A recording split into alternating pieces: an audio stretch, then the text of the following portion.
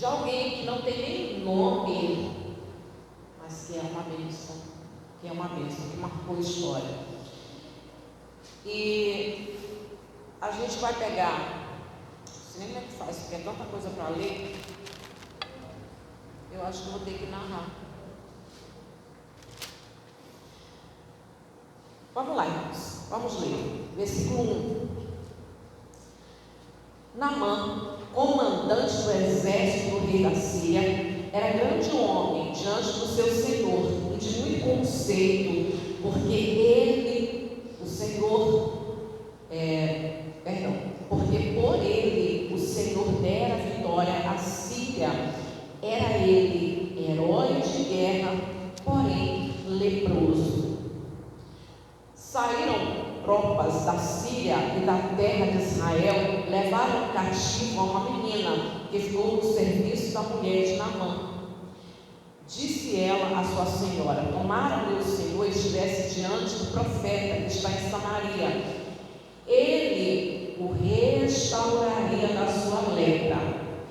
Então foi Naamã e disse ao seu senhor: assim e assim falou a jovem que é da terra de Israel. Respondeu o rei da Síria: vai, anda, e enviarei uma carta ao rei de Israel. Ele partiu e levou consigo 10 talentos de prata, 6.000 ciclos de ouro e 10 vestes festivas. Eu vou ter que narrar o restante, mas vamos por partes. Você vê que ele era um homem que ele tinha nome, ele era um herói, ele era respeitado naquele país. E na vitória da Síria, sempre onde acontecia guerras, haviam mortes, alguns eram levados cativos. Aqui fala que uma jovem, uma menina, entende-se que ela deveria ter entre 12 e 14 anos, não deveria ter mais de 15 anos, e ela foi levada cativa. Tem muita coisa sobre essa menina. Cadê os pais dela? Afinal de contas, ela foi levada em período de guerra. Então, a gente não sabe se os pais morreram, se foram levados cativos para um outro lugar. Sabe-se que, aliás, se os pais estivessem nessa casa, provavelmente faria referência, né? Que ela e os pais estavam naquela casa. Mas diz que essa menina, ela foi levada para a casa de Naamã e ela ficou a serviço da esposa do seu algoz. Ele, herói de guerra, foi ele quem conquistou Israel, foi ele quem invadiu Israel, foi ele quem deu a vitória à Síria. Então, herói na terra dele, nome, fama, benquisto na terra dele. Em Israel não, ele é inimigo de Israel. E ele leva algumas pessoas cativas, entre essas pessoas ele leva essa menina. E essa menina, ela fala: quem dera, porque acredito, na verdade nós sabemos como deveria estar a cabeça de Naamã, porque ele foi acometido de lepra naquela época, sem estudo, sem cura. Ele conseguia disfarçar muito bem, afinal de contas ele ficava cheio de armadura, ficava muito bem vestido, mas ele estava condenado a morrer, isolado, rejeitado na solidão, porque esse era o destino de todas as pessoas acometidas de lepra. Seriam lançados fora da cidade e ali eles ficavam sozinhos, isolados, eles não podiam andar no meio do povo. Então o destino dele seria sair da casa dele, abandonar a casa dele, perder o título. Então imagine como estava a cabeça desse homem. Eu queria muito comparar essa menina aqui com os cristãos da nossa época, conosco.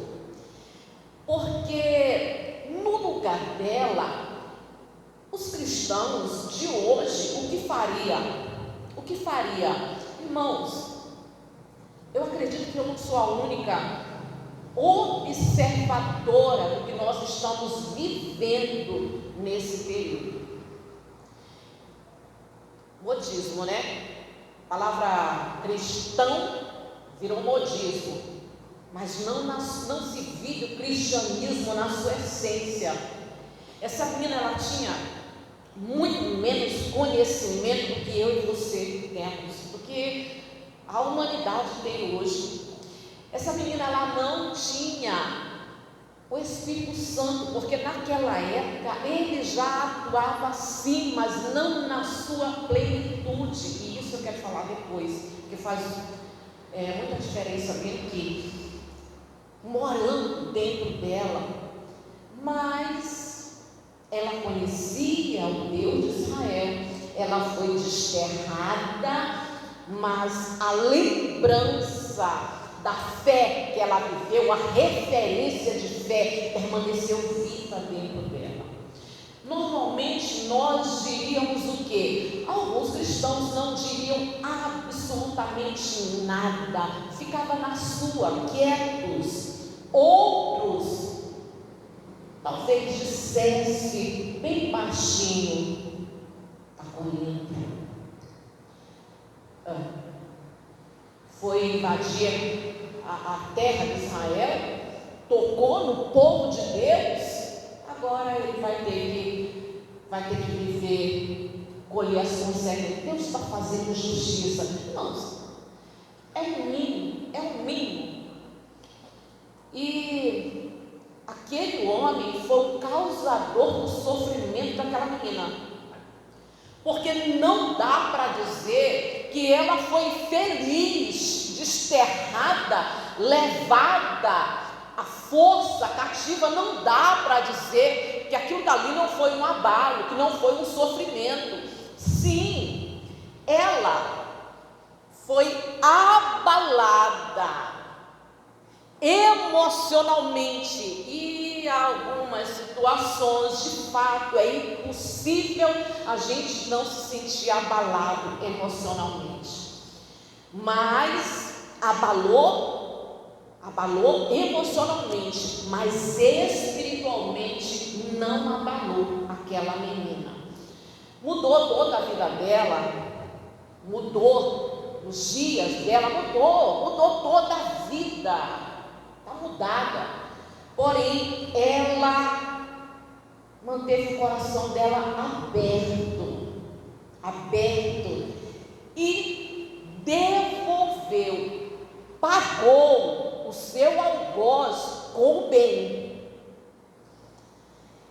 E principalmente, entre tantos ensinamentos que essa menina, que não tem nome, mas que se fala dela sempre, entre tantos ensinamentos, aquele de perdoar, aquele de estar como a serva de Naamã, curada, livre. Ele era um livre preso na lepra. Ela, escrava na casa de Naamã, livre, o espírito livre, porque ela decidiu ser livre, o coração aberto.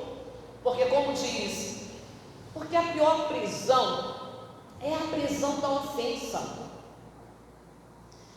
Será que você é prisioneiro da ofensa? Por favor, em nome de Jesus eu te peço, imagina agora, no meio dessa pregação, traz na tua memória, eu te peço isso em nome de Jesus, traz na tua memória, durante toda a tua vida, quem foi a pessoa que mais te ofendeu? Quem foi a pessoa que realmente fez você se sentir ofendido? E às vezes a gente se afasta. Você sabe por quê? Porque se você pode ficar livre, livre-se. Se você pode, vai. Só que nem sempre a gente pode. E se, provavelmente você se afastou, mas se agora você estivesse diante desta pessoa, o que você diria? Como você iria reagir? Tem muita gente que é prisioneiro. E será que você não é prisioneiro da ofensa de alguém que te causou mal, de alguém que te causou danos? E a mente, quando ela fica aberta para ser leve, ela procura trazer à memória coisas boas, coisas que trazem esperança. Ao contrário disso, a pessoa que é presa, às vezes, no seu leito, no seu travesseiro, ela fica remoendo mágoas. Ela se lembra, mas ela se lembra que ela ouviu, do que ela viu, de quem machucou, de como doeu, de como chorou e do que a pessoa fez. E alguns que nem imagina que é ele que está preso, fica na expectativa de ver a justiça de Deus na vida daquela pessoa. Essa jovem, ela não cria expectativa em relação ao seu algoz. Não, ela não está esperando ele pedir perdão, ela não está esperando ele se humilhar, ela não está esperando absolutamente nada. Ela é uma serva de Deus. E a esposa de Naamã, que estava ali, ajudando, cuidando daquela menina, ela fala para a esposa de Naamã aquilo que pode trazer alívio para o seu senhor. Um canal, um instrumento de ela, que eu não sei o nome, não sabemos, ela, um instrumento de alívio e de esperança. Pronta para ajudar. Pronta. Será que eu estou pronta? Será que você está pronto para ajudar? Lembra? Te falei, traz a memória quem foi que muito te machucou, te ofendeu, te causou dano, te causou mal. E diante dessa pessoa, se hoje Deus te colocasse diante dela, você está pronto para ajudar? Você está pronta para ajudar? Ela estava pronta. Talvez ela tivesse muitas cicatrizes, mas ferida aberta não tinha. Tudo bem ter cicatriz, mas ferida aberta ela não tinha. E como diz o apóstolo Paulo, ninguém vos faça presa sua. E ela estava com o seu espírito livre, ela não estava presa na ofensa, porque tem gente que está preso na ofensa. Preso. Há alguns dias eu falei aqui, e agora eu vou repetir de novo. Eu fiquei muito feliz quando eu percebi, num momento de intimidade com Deus, que as coisas não têm a ver comigo. Não é. Eu não sou importante. Os lugares aonde eu vou, as pessoas que Deus coloca na minha frente, não tem a ver comigo. Não tem a ver comigo. Essa menina aqui é um canal.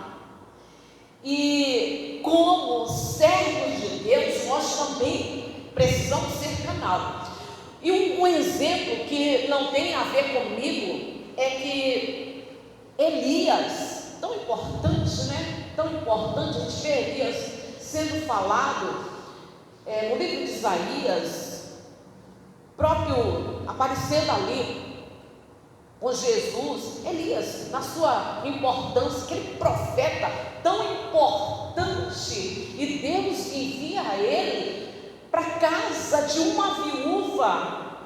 Amados de Jesus, Elias não estava na casa daquela viúva por causa dele. Elias está lá na casa daquela viúva. Ele não foi enviado por causa dele, ele foi enviado por causa dela. E havia muitas viúvas em Israel, mas ele estava ali por causa da viúva. Então, a bênção é ser canal, é ser instrumento. Se tem alguma coisa boa para a nossa vida, é abençoar outras pessoas. E essa menina, ela entendia a respeito disso. Quando se trata de alguém que a gente ama e a pessoa comete um erro, isso também faz lembrar muito o que a gente está vivendo nos dias de hoje. Quando é alguém que a gente considera que a gente tem algum tipo de sentimento de afeição, e comete algum erro, alguma coisa vergonhosa, você sabe o que a gente diz? A gente diz: todo mundo merece uma segunda chance, todo mundo merece uma segunda oportunidade.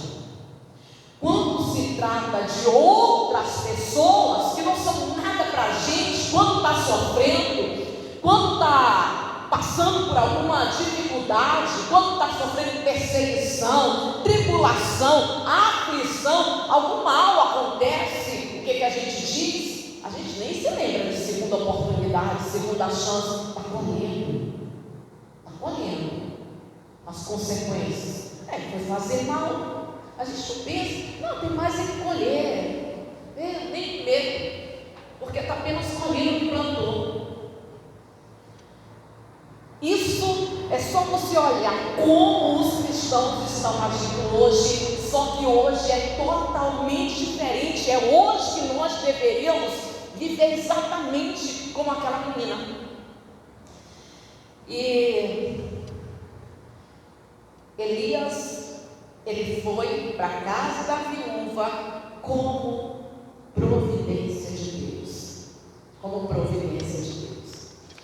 Aquela menina, ela fez a ponte entre Naamã e Eliseu. E, na verdade, não é nem para a gente fazer a ponte entre uma pessoa que está sofrendo e um profeta. É para a gente ser ponte que leva as pessoas até Deus.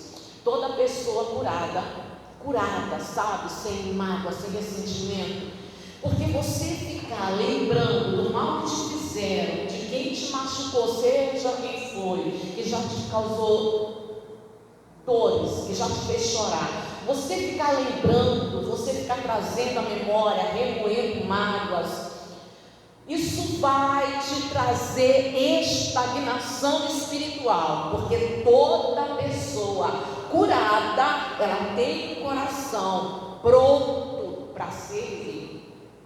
Pode ter certeza do que eu estou falando. Toda pessoa curada tem um coração disposto a servir. E essa menina, apesar de ela ter sido desterrada do seu país, da sua casa, da sua parentela, mas o coração dela estava curado. Abalou toda a vida dela, provavelmente abalou o emocional dela, mas a fé dela não abalou. O espiritual dela não abalou. O perdoar. Você vê claramente que ela não guardava nenhuma mágoa, nenhum rancor do seu algoz, daquele que lhe tornou escrava. Ela não guardava nenhuma mágoa. Hoje, diferente dessa menina aqui, nós temos a plenitude do Espírito Santo dentro de nós, e soprou sobre eles e disse: recebei o Espírito Santo. A quem perdoares os pecados, ser-lhe-á perdoado. A quem retiverdes, a quem retiverdes o perdão, ser-lhe-á retido. Eu falei certo? Deixa eu voltar. Para mim que eu troquei alguma coisa, ó. A quem perdoardes pecado, ser-lhe-á perdoado. A quem retiverdes será retido. Palavra de Jesus. E quando ele soprou o Espírito Santo, o Espírito Santo, ele desceu em sua plenitude sobre mim e sobre você. Reter. Imagina comigo, irmãos. O que é reter? Perdão. O que é reter? E qual a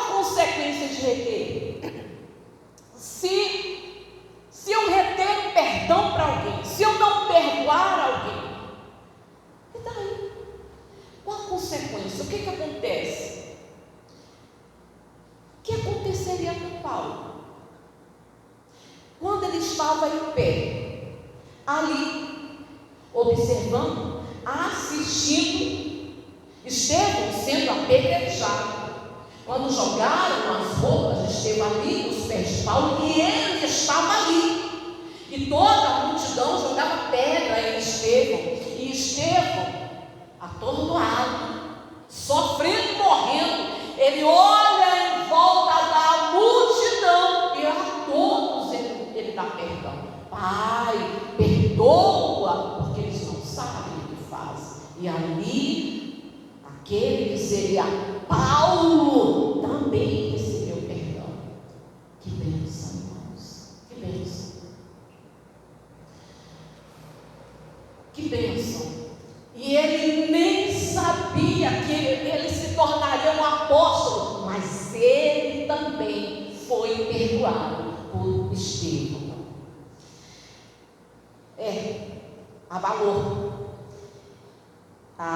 o emocional, a vida dela, mas o espiritual, a fé dela não abalou. Essa é a importância de nós estarmos arraigados. Essa construção de vida com Deus, onde você se aproxima pela oração, pela leitura da palavra, pela conversa diária, toda hora, pedir perdão, o coração aberto para Deus, para deixar Deus trabalhar, o tempo todo pedindo para Deus, fala comigo, me direciona, o que eu faço, toma minha vida. Essa construção de vida com Deus, você nem percebe, mas você vai se arraigando, você vai criando raízes, aprofundando raízes, a ponto de que a gente não sabe o que pode vir a acontecer, e talvez o que venha a acontecer seja a aflição, porque no mundo tereis aflições, e a gente pode passar por situações dificílimas, mas o fato de estarmos arraigados não abala a nossa vida com Deus, a nossa fé. Você não muda, você não para de servir, você não para de ser piedoso, dedicado. E essa menina, serva de Deus, é um exemplo de compaixão, porque ela teve compaixão do seu algoz, do que ele precisava dela. Rico, tinha tudo, talvez ela pudesse ter um sentimento ruim. Ele merece, por tudo que ele fez, ele merece ser desterrado, ser rejeitado, viver a vida sozinho, merece ser preso, merece ir para a prisão, merece passar alguns anos na prisão, merece estar chorando agora pelo que aconteceu com o casamento dele, merece, está só colhendo esse divórcio aí, essa separação, ele descobriu agora essa traição, merece, tem que passar por isso, está só colhendo. E tantas coisas que hoje, infelizmente, cristãos falam. E por que fala isso? Porque, na verdade, dentro da pessoa, ela está presa. Porque se ela não tivesse presa, ela daria a causa dela para o justo juiz, porque ele já disse que a vingança pertence a ele. Pronto, acabou. Ele sabe o que ele faz, mas o nosso dever como cristãos é ter compaixão, é seguir o exemplo de Jesus. E também Jesus, assim como Estevão, provavelmente ele viu o que Jesus ele fez ali naquela cruz. Pai, perdoa, porque eles não sabem o que fazem. E Estevão segue o mesmo caminho, perdoa, porque não sabe o que fazem. E essa menina aqui, ela perdoa o seu algoz e ela se torna um instrumento para aquele homem conhecer o Deus verdadeiro e se converter. Porque através dessa menina o testemunho foi grande. Ele era grande na Síria, ele tinha renome, ele era benquisto, ele era admirado, ele era honrado. E esse homem, por causa dessa menina, ele sai de Israel com um punhado de terra, e ele diz: eu nunca mais me prostrarei diante de outros deuses. Louvado seja Deus. Que instrumento, que instrumento. A fé, finalizando, guardar contigo, né? A fé, ela não é a expectativa que Deus nos abençoe. Irmãos, como finalizar, guarda muito bem o que eu estou falando, tá? A fé não é a expectativa que Deus nos abençoe. Ela é a confiança na fidelidade de Deus, crendo que tudo que Ele permite há um propósito nobre. Amém, Jesus? Que tenhamos fé. Não importa o que aconteça, pode até abalar emocionalmente, a gente pode até chorar, ou quem sabe a gente pode até urrar. A gente pode até gritar lá no nosso quarto, porta fechada, sozinho, bota um travesseiro na cara, grita, chora, dobra o joelho, chora feito uma criança, sai de cara inchada, mas a gente permanece ali, sendo instrumento na mão de Deus, sendo bênção na vida de outras pessoas, sendo serva de Deus, sendo servos de Deus, porque apesar dos sofrimentos que abalam o emocional, a nossa fé permanece firme, a nossa confiança em Deus permanece firme, e o coração disposto para servir a Deus e abençoar outras pessoas é próprio de alguém que criou raízes, que se aprofundou na vida com Deus. Amém? Se coloca de pé, vamos orar.